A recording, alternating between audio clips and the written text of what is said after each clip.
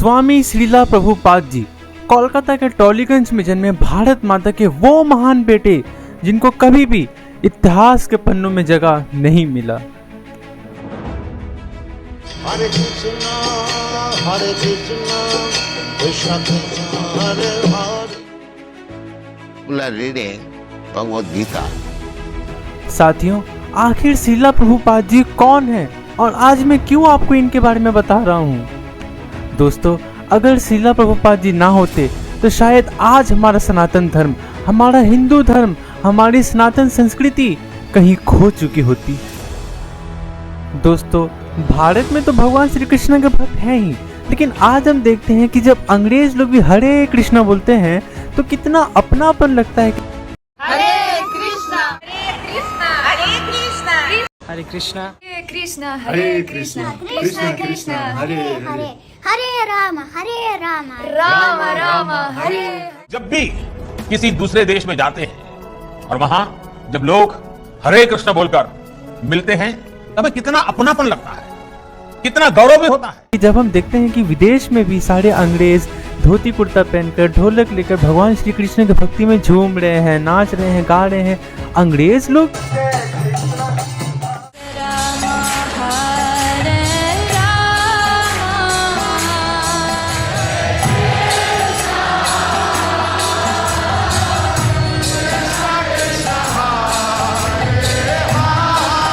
अरे आप रशिया चले जाओ, अमेरिका चले जाओ, ऑस्ट्रेलिया चले जाओ, आयरलैंड चले जाओ, कोने कोने में आपको हरे कृष्णा बोलने वाले कृष्ण जी के भक्त मिल जाएंगे। इस्कॉन मंदिर, श्री राधा कृष्ण जी को डेडिकेटेड इस्कॉन मंदिर, आज विश्व के कोने कोने में इस्कॉन मंदिर है, श्री राधा कृष्ण जी की मंदिर है। आज विश्व के कोने कोने में भगवान श्री कृष्ण की भक्ति की गंगा बह रही है, मानो पूरा विश्व कृष्णमय है। लेकिन आखिर ये सब हुआ कैसे? भारत की संस्कृति, हरे कृष्णा नाम आखिर विदेश कैसे गया, अंग्रेजों तक कैसे गया? दोस्तों, ये सब पॉसिबल हो पाया है उस महान आत्मा के जरिए जो साक्षात गोलोक धाम से आए थे, हमें गोलोक धाम वापस ले जाने के लिए, हमें राधा कृष्ण से वापस मिलवाने के लिए। दोस्तों, आज हम बात कर रहे हैं उस शख्स की जो एक महान आत्मा है।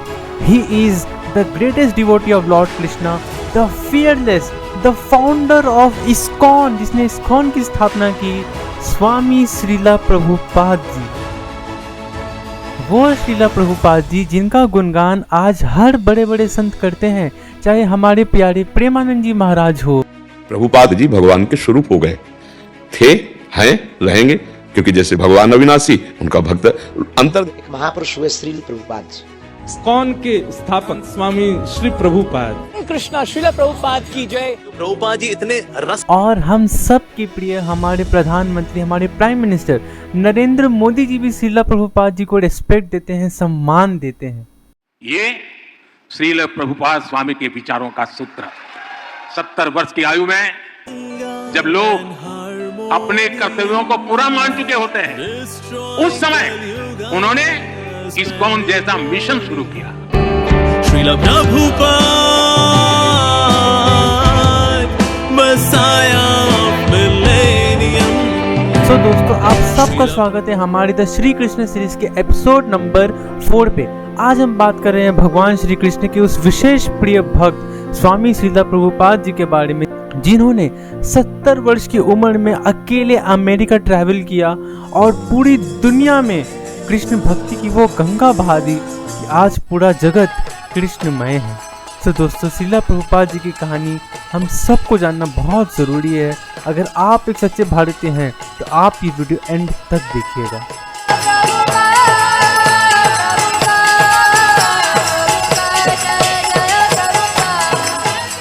तो साथियों, स्वामी श्रीला प्रभुपाद जी का जन्म 1 सितंबर 1896 को हुआ था टॉलीगंज, कोलकाता में। सोचिए, हमारे टॉलीगंज, जहाँ मेरा आपका हमेशा का आना जाना रहता है, हमारे टॉलीगंज में पैदा हुए थे श्रीला प्रभुपाद जी। स्वामी प्रभुपाद जी के पिताजी ने उनका नाम अभय चरण दे रखा था। अभय मीनिंग द फियरलेस, जो निडर हो, जो अभय हो। और श्रीला प्रभुपाद जी रियली अभय थे, निडर थे, वो आपको आगे पता चलेगा। दोस्तों, बचपन से ही श्रीला प्रभुपाद जी का भगवान श्री कृष्ण माँ राधा के प्रति बहुत प्रेम था, बहुत भक्ति था। स्वामी श्रीला प्रभुपाद जी केवल 5 वर्ष के थे जब उन्होंने अपने दोस्तों के साथ मिलकर एक पूरा रथ यात्रा ऑर्गेनाइज किया था, अपने रिलेटिव्स को बुलाया था, अपने दोस्तों को बुलाया था। सोचिए, एक 5 वर्ष का बच्चा पूरा रथ यात्रा ऑर्गेनाइज कर रहा है। ये थे स्वामी श्रीला प्रभुपाद जी। और यहाँ आज के बच्चे, 5 साल के बच्चे पबजी और फ्री फायर खेलने में बिजी हैं, रील्स स्क्रॉल करने में बिजी हैं। वहाँ श्रीला प्रभुपाद जी उस समय 5 वर्ष की उम्र में रथ यात्रा ऑर्गेनाइज कर रहे थे। और दोस्तों, किसको पता था यही 5 वर्ष का बालक आगे जाके पूरे संसार को रथ यात्रा निकालना सिखाएगा और इस्कॉन जैसे दिव्य संस्था की रचना करेगा। दोस्तों, स्वामी श्रीला प्रभुपाद जी राधा कृष्ण जी के तो प्रिय भक्त थे ही, साथ ही साथ वो भारत माता के भी सच्चे भक्त थे। वर्ल्ड वॉर 1 के बाद श्रीला प्रभुपाद जी ने अपना कॉलेज ज्वाइन किया, स्कॉटिश चर्च कॉलेज में। और कॉलेज कंप्लीट करने के बाद उन्होंने ब्रिटिश के द्वारा, उस समय तो ब्रिटिश इंडिया चल रहा था ना, ब्रिटिशों का रूल था, उन्होंने ब्रिटिशर्स द्वारा डिग्री एक्सेप्ट करने से मना कर दिया था। प्रभुपाद स्वामी एक अलौकिक कृष्ण भक्त तो थे ही, साथ ही वो एक महान भारत भक्त भी थे। असहयोग आंदोलन के समर्थन में स्कॉटिश कॉलेज से अपना डिप्लोमा तक लेने से मना कर दिया था। तो श्रीला प्रभुपाद जी एक क्रांतिकारी भी थे। कॉलेज में श्रीला प्रभुपाद जी ने इंग्लिश पढ़ी, उनकी इंग्लिश, उनको वोकैबुलरी 1 नंबर थी। इतनी अच्छी अंग्रेजी तो खुद अंग्रेज भी नहीं बोल पाते थे। आप खुद ही सुनिए। Why do we see so many of your followers chanting almost all the time? Chanting means to keep association with God always. So you have to audibly chant Hare Krishna? This is transcendental vibration. Just like radio message. If you keep contact with the radio message, then you know everything what is going to sound. Hare Krishna, if you chant, then you keep connection with God directly. Thank you. तो इतनी अच्छी vocabulary अंग्रेजी थी उनकी, और उनकी संस्कृत भी इतनी अच्छी थी, तभी तो उन्होंने श्रीमद् भागवतम, श्रीमद् भगवद गीता, इतने सारे ग्रंथ श्री कृष्ण के लिए लिखे हैं। और दोस्तों, कॉलेज के पढ़ाई के साथ साथ श्रीला प्रभुपाद जी अपनी स्पिरिचुअल एजुकेशन में भी ध्यान देते थे। वो हर रात भगवान श्री कृष्ण के बारे में कोई ना कोई आर्टिकल, कोई ना कोई लेख लिखा करते थे। लेकिन दोस्तों, श्रीला प्रभुपाद जी की लाइफ में बड़ा टर्निंग पॉइंट उनके लाइफ का तब होता है जब सन 1922 में उनका मिलन भक्ति सिद्धांता स्वामी सरस्वती ठाकुर जी से होता है। स्वामी सरस्वती ठाकुर जी भगवान श्री कृष्ण के बहुत प्रिय भक्त थे, मतलब एकदम बहुत अच्छे भक्त थे। और वो हरि कथा करते थे, कृष्ण कथा करते थे, और उनको देखकर श्रीला प्रभुपाद जी बहुत प्रभावित हुए। और श्रीला प्रभुपाद जी ने स्वामी सरस्वती ठाकुर जी को अपना गुरु माना, और स्वामी सरस्वती ठाकुर जी ने भी श्रीला प्रभुपाद जी को अपना शिष्य माना। और वो प्रभुपाद जी को कृष्ण कथा का बारे में बताते थे, भगवद गीता का ज्ञान के बारे में बताते थे, श्रीमद् भागवतम का ज्ञान उनको देते थे। फिर दोस्तों, फाइनली 1933 को स्वामी सरस्वती ठाकुर जी ने श्रीला प्रभुपाद जी को दीक्षा दिया। और स्वामी सरस्वती ठाकुर जी ने श्रीला प्रभुपाद जी को ये कहा कि इस कलयुग में हर मनुष्य पापी हो गया है, तो मनुष्य को बचाने का केवल एक ही उपाय है, और वो है भगवान श्री कृष्ण की भक्ति, भगवान श्री कृष्ण का पवित्र नाम हरे कृष्णा, भगवान श्री कृष्ण का वो मैसेज श्रीमद् भगवद गीता में लिखा हुआ है। इसलिए सरस्वती ठाकुर जी ने श्रीला प्रभुपाद जी को यह आदेश दिया कि भगवद गीता का मैसेज, श्री कृष्ण का नाम पूरे विश्व में प्रचार करो, ताकि हम सब का जीवन अच्छा हो पाए, हम सब पाप कर्म छोड़ पाए, हम सब हैप्पी जीवन जी पाए।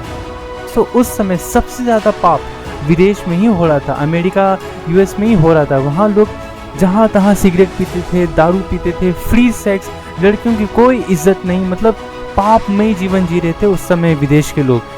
इसीलिए स्वामी सरस्वती ठाकुर जी ने श्रीला प्रभुपाद जी को यह आदेश दिया कि प्रचार करो श्री कृष्ण का मैसेज अमेरिका, यूएस, वेस्ट के देशों में, पूरे विश्व में, वो भी इंग्लिश लैंग्वेज में।